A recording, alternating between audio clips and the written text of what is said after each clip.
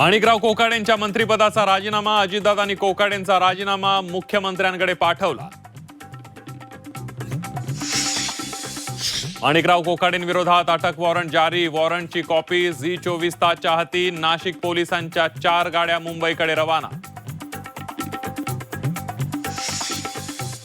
मुंबई महानगरपालिका निवडणुकीसाठी भाजप शिवसेनेत 150 जागांवर एकमत, तर उर्वरित 77 जागांवर चर्चा सुरू.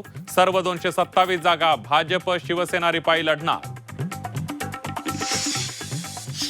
फोडाफोडीवरून भाजप शिवसेनेत वाद पेटला, पाठीत खंजीर खुपसण्याची भाषा. केडीएमसी मध्ये महायुतीत मिठाचा खडा.